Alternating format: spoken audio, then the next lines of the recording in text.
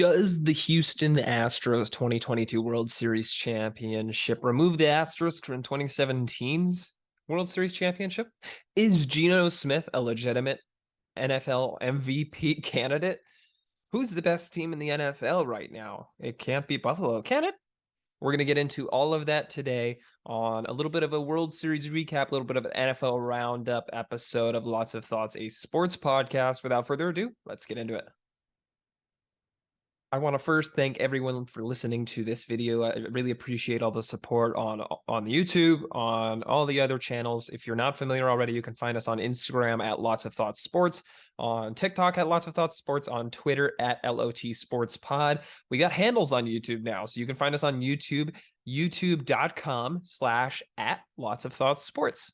Or you can click the links in the description where you're listening on audio platforms. If you're on YouTube and you want to listen on an audio platform, we're available wherever you get your podcasts, Apple, Google, Spotify, pretty much anywhere, like a lot of places I've never heard of. So you can find that link in the description as well. You can also visit our website, lotsofthoughts.godaddysites.com. There you can access every single social you can think of.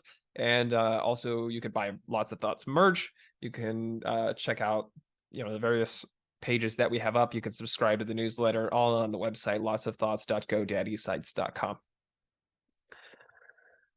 Houston Astros won the World Series. As much as that hurts me as a Yankees fan to say, if you're watching on YouTube, you can see my Yankees stuff in the background. And I want to address something before we get into the main content. I have a Christmas tree up behind me. In my defense, we're not going to be here for the time that Christmas happens. So we got our Christmas stuff up early so we can enjoy it before we're out of town. I just don't want to hear any comments on that because it is early. I recognize that it is early, but as long as it's after Halloween, in my opinion, it's never too early. Anyway, back to the Astros. Got distracted. They won the World Series, and good for them. I think this is a cautionary tale in a lot of ways for other teams, but I'll get into that in a little bit. The topic that I brought up at the beginning of the episode was, does this championship remove the asterisk from the 2017 championship? And the answer is mostly no. In one way, the Astros cheated in 2017.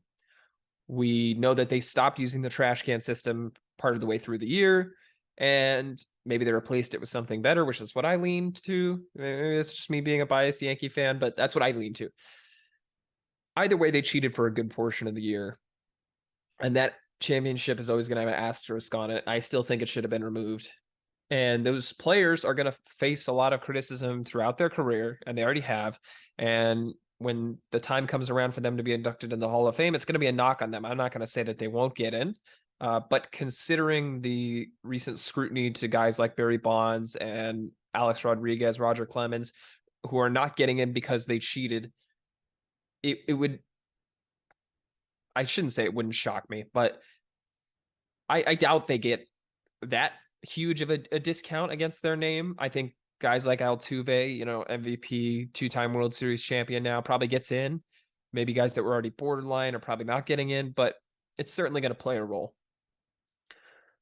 What this championship does is definitely legitimizes the fan base a little bit. It has them saying it wasn't a one-time thing. But at the same time, this is a whole different team. Like, if we look, I'm going to pull up the rosters just for the comparison point. I didn't think about doing this before the episode, so bear with me if you can hear the keystrokes on my keyboard. But there's so many players that are completely on different teams or at a baseball. It's just a completely different team. And then let me pull up 2022 Houston Astros roster. Okay, so I'm going to see if I could pull this up on YouTube too. So if you're watching on YouTube, you can see the 2017 roster in just a second. I am not really too adept at recording this on the fly, so I apologize if there's a delay, especially if you're on an audio platform, because this probably doesn't make a lot of sense to you. Okay, you can definitely see this. You could probably see it before that. But anyway, 2017 Houston Astros roster. Let me see. This is the full season roster. Can we see like a starting lineup? No? I don't really know how to do this too much. but we'll just scroll down here. Oh, I didn't mean to zoom out like that. This is not going as well as I thought it would.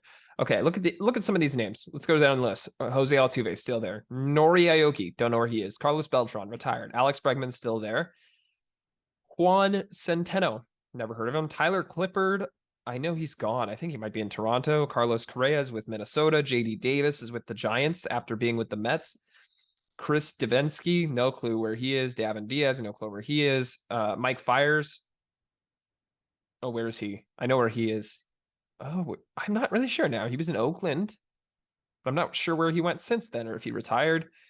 Derek Fisher, no clue. Evan Gattis is retired. Ken Giles is barely in the league, but he's had his moments since. Marwin Gonzalez, also barely in the league with the Yankees. Yuli Gurriel's still there. I'm kind of skipping guys if you're listening on the audio platform. I'm skipping around here. Teoscar Hernandez, obviously with the Blue Jays. Tony Kemp, I forget where he is. The Dodgers, maybe? Dallas Keuchel played a role on the Diamondbacks this year, was it? He wasn't good. Jake Marcinek, he's been traded a few times. Cameron Maybin's retired. He's a broadcaster. Brian McCann's retired. Lance McCullers Jr. is still there. Charlie Morton's in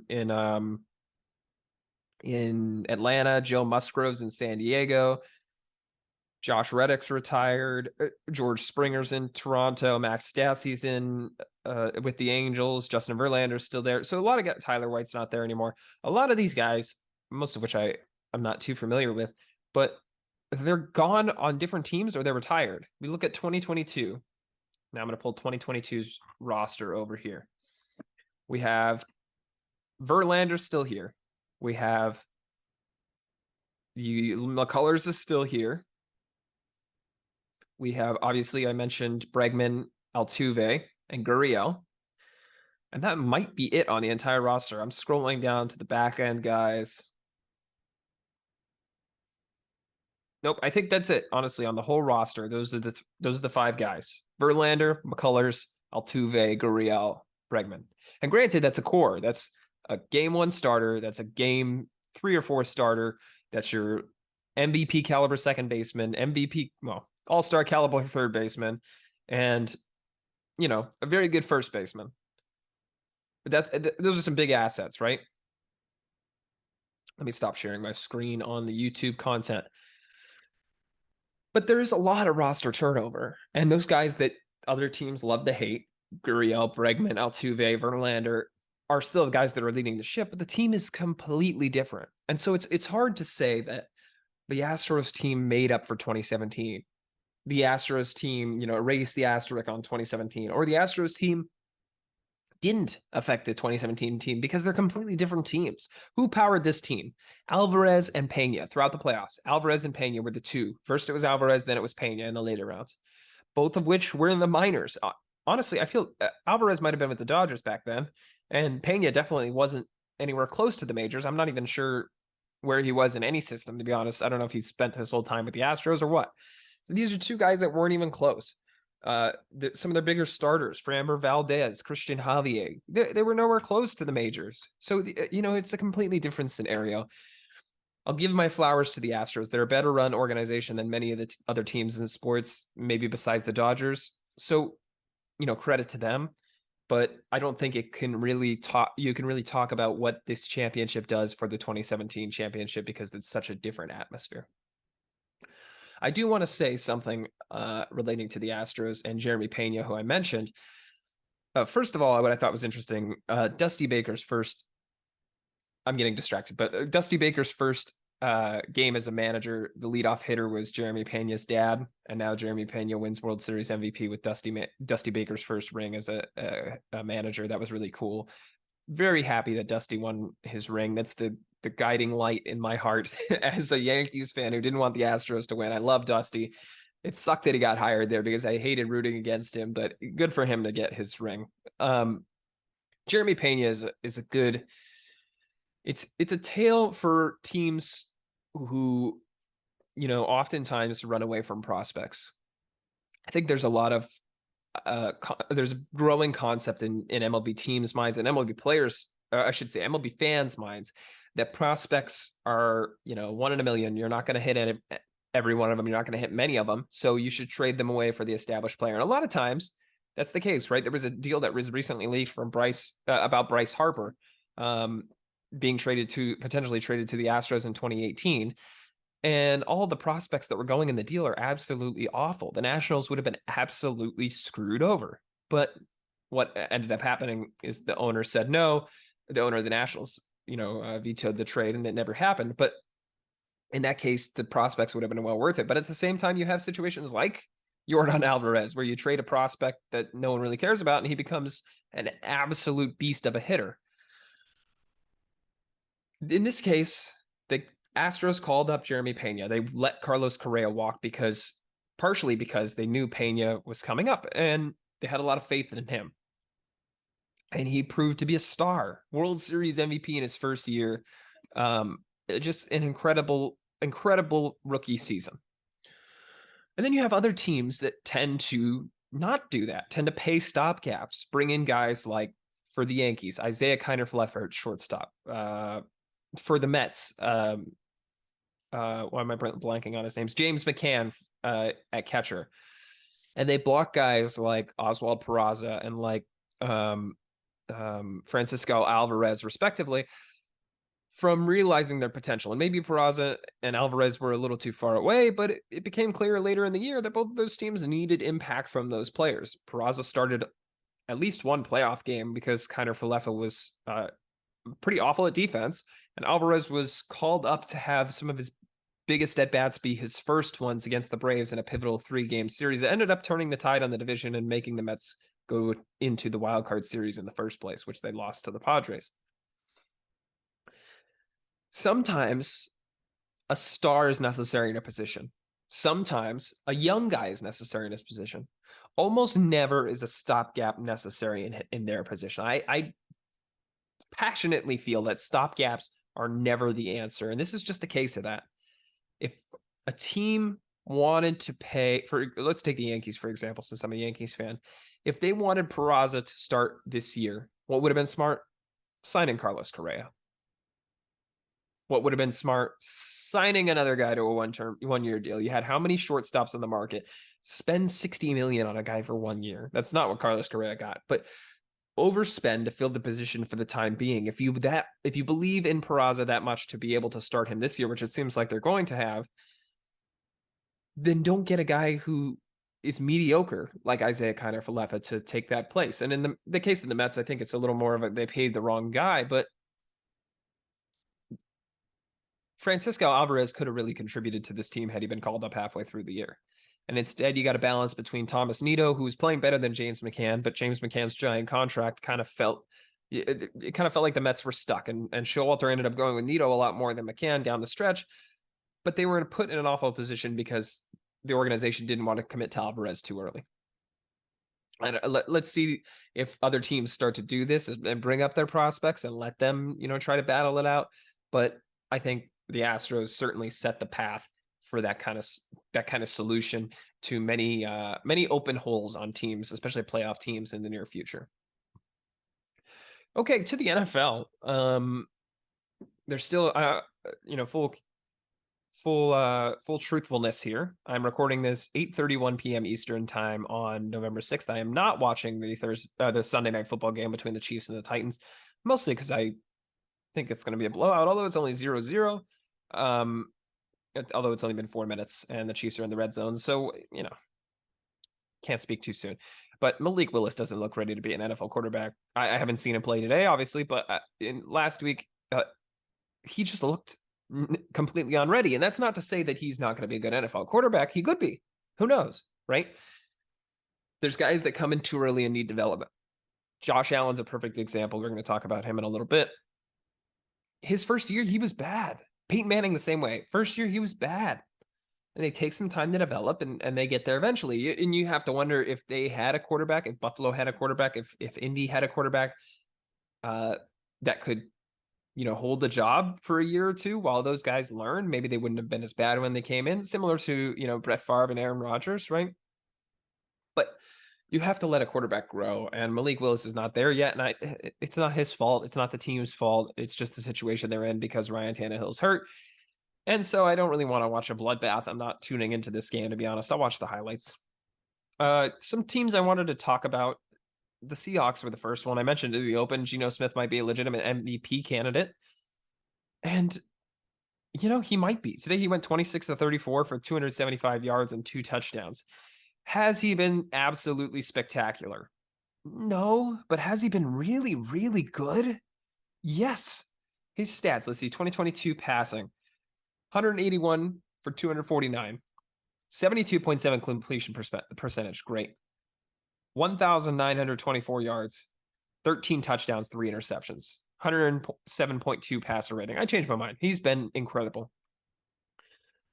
Coming into the offseason, people thought Seattle's going to be one of the worst teams in the league, myself included, because Russell Wilson looked awful last year with them. And we're finding out it was more Russell Wilson than it was Seattle, because Geno Smith stepped in and absolutely performed. And of course, they've gained some pieces since with that Russell Wilson trade, right? Noah Fant and all the draft picks they have. Kenneth Walker looks incredible.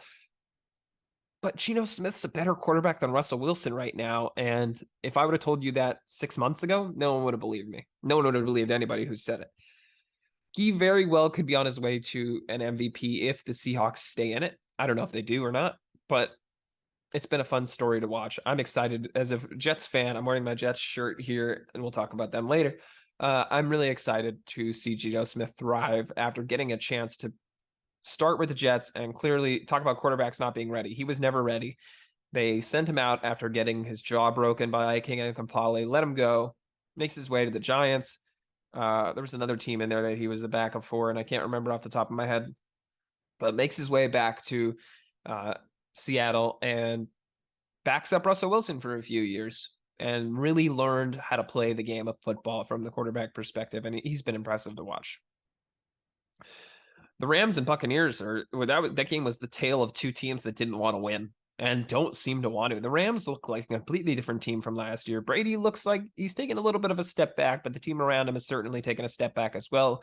I could see the Bucs rebounding more than I could see the Rams rebounding because past Cooper Kupp, I don't trust the Rams offense, which leaves a lot to be desired. And the defense isn't as threatening as it was last year with Von Miller. They still have pieces, right? Aaron Donald, Jalen Ramsey, but I don't fear them if I'm an NFL offense as much as I did last year. And I'm beginning to wonder if they really need to retool if they want to compete in the future. The Raiders lost to the Jaguars. I'll say this. I thought they were going to be a playoff team and Derek Carr would be a near MVP candidate. That was a horrible take. And that's why I'm a fan, not an analyst, right? I always say this. I'm a fan coming at you and talking about sports for fun and telling you what I think, but it's sports. No one knows. And there's certainly experts that know more than me. And clearly in this case, I'm sure they did. And the Vikings, the story of the season, in my opinion, 7-1. They beat the Commanders. Not that was too impressive, but they're really in control of the NFC North. And they've been impressive. Kirk Cousins looks good. This is one of those cases, like we saw a lot of head coaching turnover in the NFL in this past offseason. And the Vikings have seemingly got it right. In situations where like Denver, where they seemingly got it wrong, Minnesota did the opposite, and they look like a really impressive team. Speaking of impressive team, the Jets and the Bills, the Jets defense, I think maybe this is a homer take, but I think they are a top 5 defense in the NFL, and they could be vying for number 1. They made Josh Allen look awful, and he blames it on himself, but just incredible amounts of pressure got to him, and I think he just threw, poor passes where he didn't see the defense coming, where he's got guys like John Franklin Myers and Quinn Williams, right in his face. So Sauce Gardner sneaks up on him, or Jordan Whitehead sneaks up on him. The Jets looked good. Their defense looked good. Zach Wilson did enough, and that's the story of their season. Defense looks good, and Zach Wilson does enough, and they're 6-3, just behind the Bills at 6-2. Patriots, then the Colts. Yeah, it was a bloodbath. Matt Ellinger fell into the category of young quarterbacks who couldn't beat Bill Belichick. Shocker. Like, I don't know what we expected, but Matt Ryan wasn't getting them anywhere. Did I say Matt Ellinger? His name is Sam Ellinger. Matt Ryan wasn't getting them anywhere anyway. And the sucky part is I made a video at the beginning of the season on Instagram where I said that Colts had 6 quarterbacks, 6 straight years, 6 new starting quarterbacks. It was Tolzien, Andrew Luck, Jacoby Brissett, Phillip Rivers, Carson Wentz, Matt Ryan. I don't know if I have that order correct, but those 6 starting quarterbacks this year, these 6 years, and they're going to get another one next year. And I said this in that video. I said a 3rd round pick might not have been a lot to give up for a former NFL MVP, but if it doesn't work, I'm worried about the continuity for continuity's sake, because switching to a 7th starting quarterback week 1 in 7 years is incredible. Whether it's Sam Ehlinger or it's whoever they bring in, if it's someone they draft, hopefully for their sake, it better be the guy, because that's incredible turnover. That's never going to lead anywhere. Speaking of turnover, the Packers are in trouble. They just are. Devontae Adams, the Raiders are awful, as I mentioned. Devontae Adams is not getting his money's worth there, or should I say, not getting enough production for his money there. And the Packers look lost without him. This is a reunion that needs to happen. It's like that one couple that breaks up, and that they should be getting back together. They're a perfect match. It's a complete ridiculous situation why they separated in the first place. And that's exactly where these two are. They're never going to get back together because that's the nature of the NFL. It's not, as simple as bickering lovers. But the Packers are in trouble, and Rodgers might be washed. He might be. I still need to see more, but he might be. I'll be quick about this one. Bengals, Panthers, Joe Burrow. It's just Joe Burrow. Joe Mixon, incredibly, oh my gosh, absolutely incredible performance on the field today. I don't know why people listen to me when I stutter this much, but the Panthers have a quarterback problem, and they have 3 quarterbacks. The old adage is, if you have 2 quarterbacks, you have no quarterbacks, because if you have 2 that are okay, that means that none of them are good. And the Panthers have 3 quarterbacks that are all not starting caliber worthy. Baker Mayfield is at best the 30th best quarterback in the NFL. Sam Darnold at best is 65th, if that. And PJ Walker's a decent backup. And that means you have no starter. So where the Panthers go next season is really going to be curious. They're definitely going to be in prime position for one of these top quarterbacks coming out of college. We'll see how they go about it. Justin Fields, the Dolphins won 35-32 against the Bears. Tua played well. Tyreek, absolute, stellar performance. But Justin Fields, 178 yards and 1 touchdown on the ground. That's incredible. Most rushing yards by an NFL quarterback in a single game in NFL history. More than Michael Vick, more than Cam Newton, more than Lamar Jackson, more than RG3. It doesn't matter who we're talking about. More than them. Justin Fields has definitely taken the next step, and Chicago should look to build around him next year. I don't know if they have the coach for it. I don't know if they have the defense for it after trading away several key defensive players, including Roquan Smith. But he's the quarterback of the future, and getting Chase Claypool was a good move for them, good move for the team, good move for confidence for Justin Fields. I heard Mike Tannenbaum say this, former GM of the Jets and Dolphins. Justin Fields is going to feel incredibly confident. This is what he said on Friday. Justin Fields is going to feel incredibly confident going into this game on Sunday, because the team has showed that they want to improve him. They believe in him and the offense. There is an ant crawling on my camera. Excuse me if you're watching on YouTube. I'm not sure how that got there, but he is the future at quarterback, and he's going to be extremely more confident having a new wide receiver and a team that believes in him. And that's what happened. And they believed in him, and he had an incredible performance. The Dolphins are very good, by the way. There's a few other games that I could touch on. I could touch on the Cardinals losing, the Eagles and the Texans. That's not really too important. Chargers and the Falcons, 2 teams that I'm underwhelmed with. I think that's all I'm going to talk about today with the NFL, and that'll conclude this episode. So I hope you enjoyed. If you did enjoy this episode, feel free to click the like button if you're watching on YouTube, or click the subscribe button down below. Click the little bell icon, and you get notified whenever a new video comes out, whether it's a podcast episode, whether it's a video in any of our series, Sporkle, Weddle, Pearl, Pickle. I don't know. There's a bunch of other series coming to the channel, not currently on the channel. So stay tuned for that. If you're watching, or if you're listening on a podcast platform, click the link in the description to check out the YouTube, but also leave us a 5-star review on wherever you get your podcasts. I really appreciate that. Really helps out the lots of thoughts sports community, helps us grow. If you're interested in any of our content, click the links in our description to follow us on all socials, visit the website, buy our merch, subscribe to the newsletter. Thank you very much for watching this episode of Lots of Thoughts, a sports podcast. I hope you enjoyed and have a wonderful rest of your day.